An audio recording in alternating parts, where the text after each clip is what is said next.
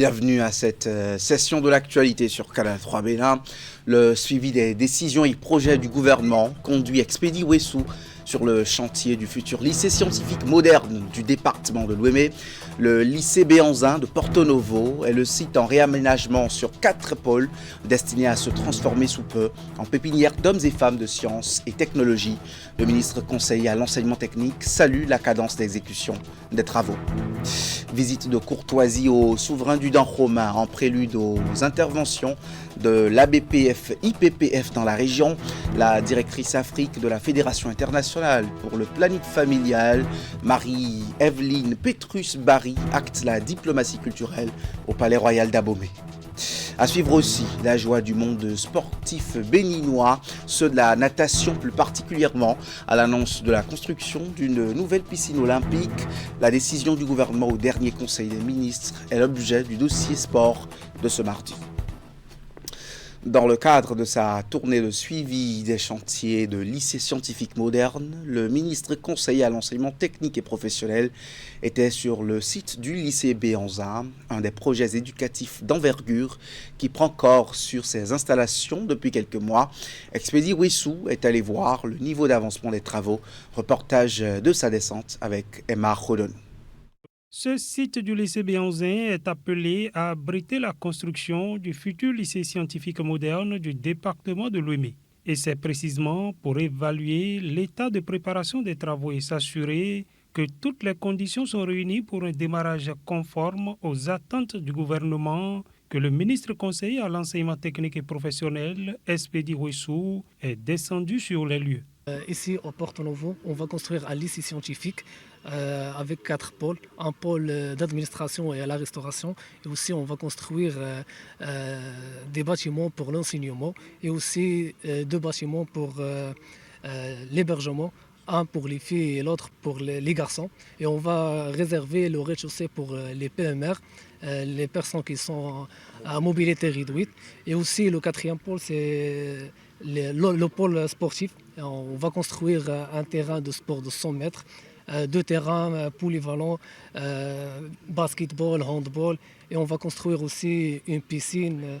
Le futur lycée scientifique moderne du département de Lomé s'inscrit dans la dynamique de modernisation du système éducatif béninois. Une de nos tâches en tant que ministre conseiller, c'est le suivi sur le terrain des décisions et des projets du gouvernement. C'est ce qui explique notre présence ce matin. Et je voulais remercier l'entreprise pour sa disponibilité, qui nous a expliqué tout le schéma et la cadence de travail. Je voudrais exhorter toute la municipalité de Porto Novo à leur apporter tout le concours qu'il faut pour que le mythique lycée Béanzin revive à travers ce lycée scientifique qui va être construit ici. À terme, cette infrastructure devrait offrir aux apprenants un cadre d'apprentissage moderne, doté d'équipements adaptés à l'enseignement des sciences et des technologies. Le renforcement des axes diplomatiques entre Alger et Cotonou prend une nouvelle dimension. Amar Hadjar, ambassadeur extraordinaire et plénipotentiaire de la République d'Algérie, sinon de la République algérienne démocratique et populaire, a présenté hier des copies figurées de ses lettres de créance au ministre béninois des Affaires étrangères. Il s'est confié à la presse à sa sortie d'audience suivante. J'ai eu l'honneur d'être reçu aujourd'hui par M. le ministre des Affaires étrangères béninois. C'est une occasion qui m'a permis de présenter les copies figurées de mes lettres de créance, par laquelle M. le Président de la République, M. Abdelmajid Tebboune, m'accrédite en tant qu'ambassadeur extraordinaire et plénipotentiaire de la République algérienne démocratique et populaire auprès de la République du Bénin. Cette cérémonie s'est déroulée dans une atmosphère très positive, amicale et fraternelle. Ça reflète bien sûr la qualité des relations politiques et fraternelles entre l'Algérie et le Bénin. On a examiné les voies et moyens de consolider, de relancer et de redynamiser les relations de coopération entre l'Algérie et le Bénin dans différents domaines, y compris dans le domaine de l'industrie pharmaceutique, dans le domaine également de l'agriculture, dans le domaine bâtiments et travaux publics, le transport aérien. Donc l'Algérie est disposée à initier une coopération multidimensionnelle avec la République du Bénin. Nous avons décidé également d'assainir le cadre juridique des relations bilatérales et l'adapter aux exigences et aux ambitions et priorités des deux pays.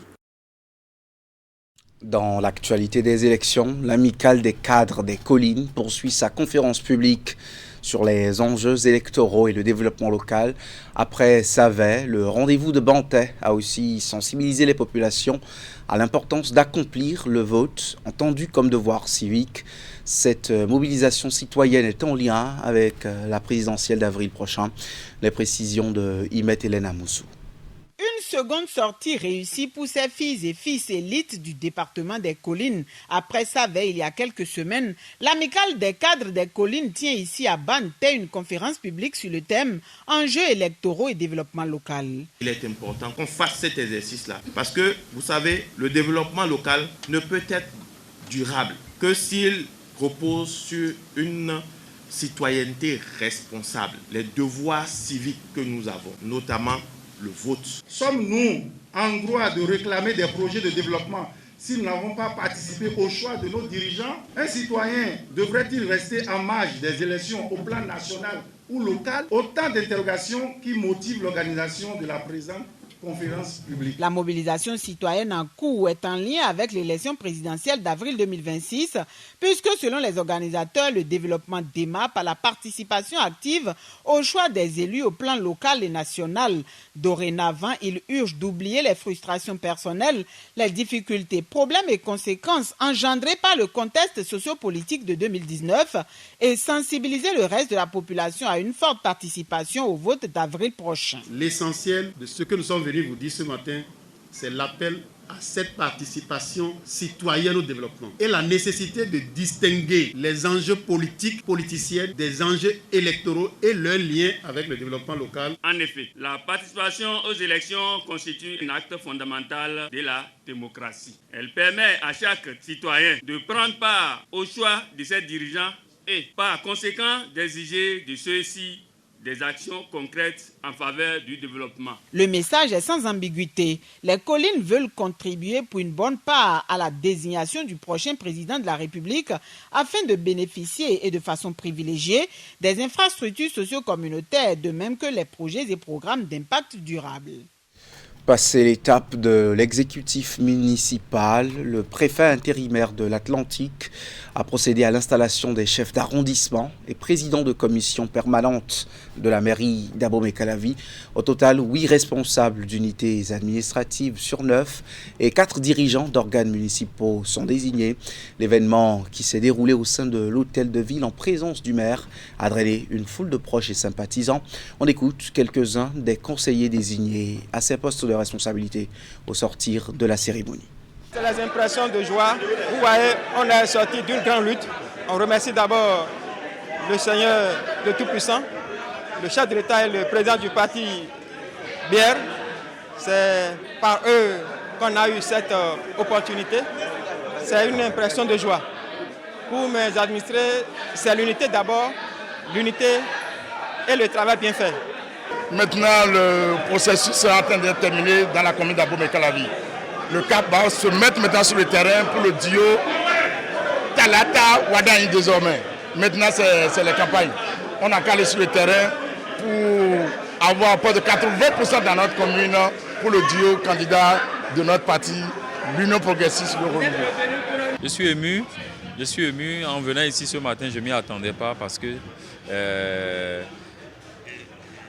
Et comme tous les autres d'ailleurs, personne n'était sûr de quoi que ce soit, donc je suis très ému et je voudrais rendre grâce à Dieu et remercier le président de mon parti, le président Abdoulaye Biotchane, remercier l'ensemble des membres du bureau exécutif national du Bloc républicain, les députés BR de la 6e circonscription électorale, le coordonnateur de la 6e circonscription électorale, le colonel Patrice Komlan-Onsou-Guédé, et remercier tous mes collègues conseillers. Nous avons tous mérité, personne n'a démérité, mais la Providence a voulu que ce soit ma modeste personne. Et ma priorité, c'est les sports. Tout le monde sait ça, je suis monsieur sport. Je l'étais déjà au sein de la mandature passée. Et maintenant, j'ai une responsabilité qui m'oblige à être plus présent sur le terrain. Et donc, ma priorité ici, c'est d'organiser une série de détections des talents que nous avons dans les arrondissements de la commune d'Abomey-Calavi. Et avec le maire, le conseil municipal, voir comment on fait pour leur faire profiter des stages en Europe. Ceux qui seront très bons, forcément, seront retenus. Et voilà, c'était l'actualité politique dans cette édition. En visite de travail au Bénin, la directrice Afrique de la Fédération internationale pour le planning familial, elle, était au Palais Royal d'Abomey. Marie-Evelyne Petrus-Barry, accompagnée d'une forte délégation, est allée faire allégeance au roi Dada Dewenonde Béanza. La démarche des visiteurs s'inscrit dans le cadre d'un ancrage culturel en vue d'obtenir des facilités dans la mise en œuvre des diverses activités au programme dans l'organisation. Imet Elena Mousso. Une délégation du Bureau régional Afrique de l'Ouest et celle centrale de la Fédération internationale pour le planning familial au Palais Royal d'Abomey. Conduit par la directrice Afrique Evelyne Petrus-Barry, les visiteurs sont allés faire allégeance à Dada Dewenonde Béanza. La démarche vise à renforcer l'ancrage culturel afin d'obtenir des facilités dans la mise en œuvre de leurs diverses activités. C'est très important de faire partie des institutions politiques, mais en Afrique, il est aussi important de s'ancrer culturellement dans l'histoire et dans la culture d'un pays. Sinon, on ne peut pas fonctionner. Si on n'a pas les bénédictions des autorités traditionnelles, je pense qu'on ne peut même pas réussir. Nous devions venir ici, nous devions demander allégeance, nous devions s'assurer qu'on nous permette d'œuvrer ici. L'accueil et les échanges avec le roi ont enchanté les membres de la délégation qui y voient une générosité et une bienveillance envers l'organisation, afro-descendants pour la plupart. L'installation du bureau régional au Bénin et l'ancrage social en développement constituent pour cette dernière une acceptation et un engagement commun pour les droits des femmes en Afrique. Je voudrais dire que j'ai été frappée par l'égalité homme-femme au sein même de la façon dont la communauté est gérée. Il y avait les hommes d'un côté, les femmes de l'autre, mais avec la même importance. Et au pied du roi, il y a les femmes. C'est dire leur importance et comment leur avis est pris en compte. C'est très rare et ça promet pour tout ce qui est de la promotion des droits des femmes. Ça veut dire qu'il y a déjà un terrain qui va permettre qu'on avance. Au total, 21 pays de l'Afrique de l'Ouest et du Centre sont chapeautés par le bureau régional basé au Bénin. Dans ces pays, devront être exécutés de nombreux projets et programmes relatifs à la promotion des droits des femmes, le planning familial, l'émancipation de la femme ou encore la lutte contre les violences faites aux femmes et aux filles. Une nouvelle plateforme de e-santé baptisée Yara est désormais opérationnelle. Elle propose de regrouper sur une seule application la prise en charge, sinon la prise de rendez-vous, la téléconsultation, le dossier médical numérique ou encore la commande des médicaments. Une innovation portée par Alph Technologies pour faciliter l'accès aux soins et moderniser le suivi des patients. Reportage du lancement.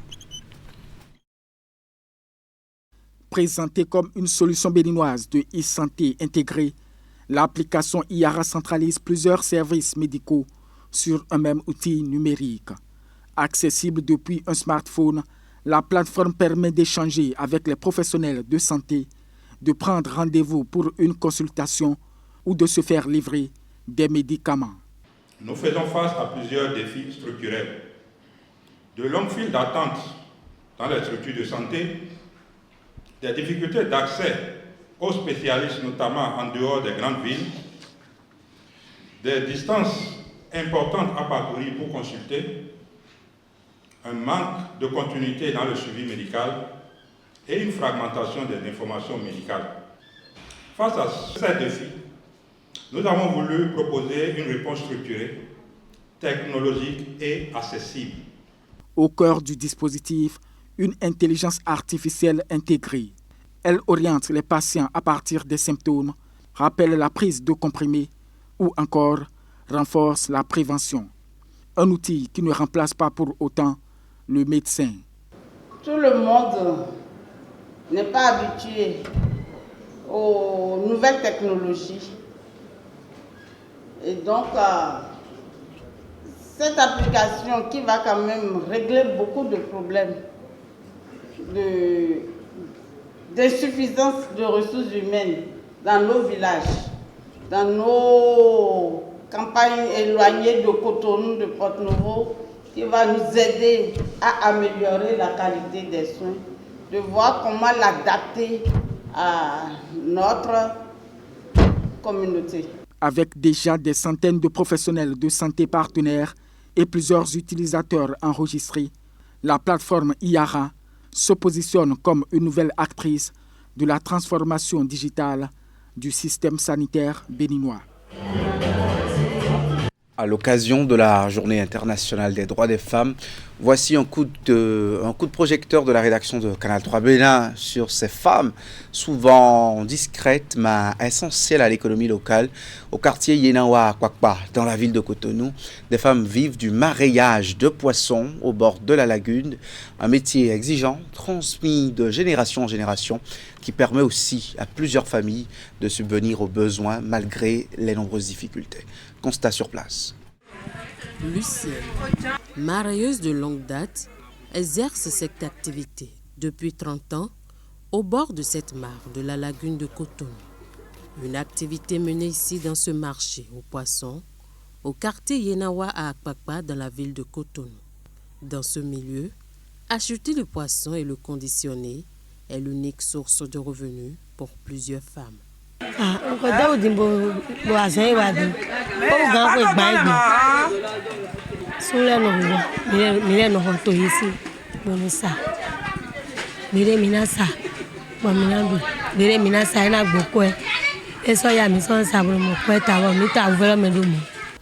À l'instar de Lucienne, Gisèle est née dans la vente de poissons. Entre héritage familial, courage et détermination, ces femmes perpétuent un savoir-faire intergénérationnel.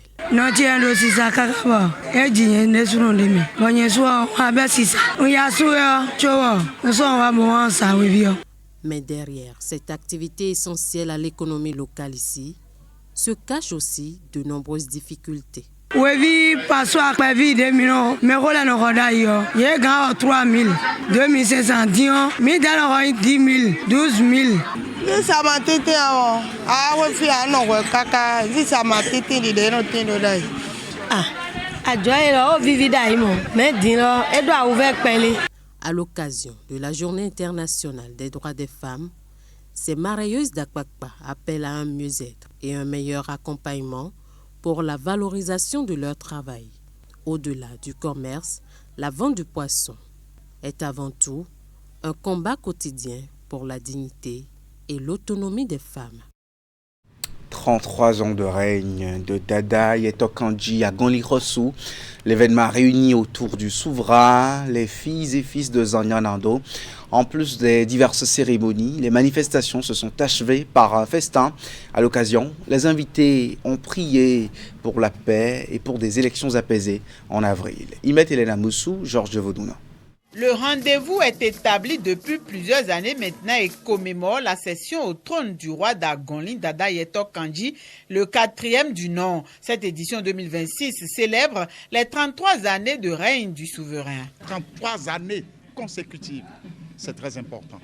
Et cela se doit d'être rendu à l'éternel. Et en même temps, il y a nos divinités, nos mânes de nos ancêtres aussi qui nous encadrent, qui nous guident et qui nous protègent sur le trône. La longévité au règne est liée à comment vous avez d'abord été désigné au trône, comment vous exercez le trône. Voilà un monsieur vertueux et nous autres sommes ces purs produits. Je voudrais par ici dire merci à son souverain, Sa Majesté Dada Yetok Kandji. Reconnu pour son dévouement à la tradition et son attachement à la culture, Yetok Kandji a encore réuni autour de lui de nombreuses délégations royales venues de différents royaumes d'ici et d'ailleurs. Des têtes couronnées, des invités de marque ainsi que des amis particuliers. La célébration, outre les libations aux ancêtres, rites et rituels, les diverses prières, se sont achevées par un festin. Ça a été toujours pour nous une fierté d'assister à ces manifestations d'anniversaire de Sa Majesté Yetok Kandji. Je tiens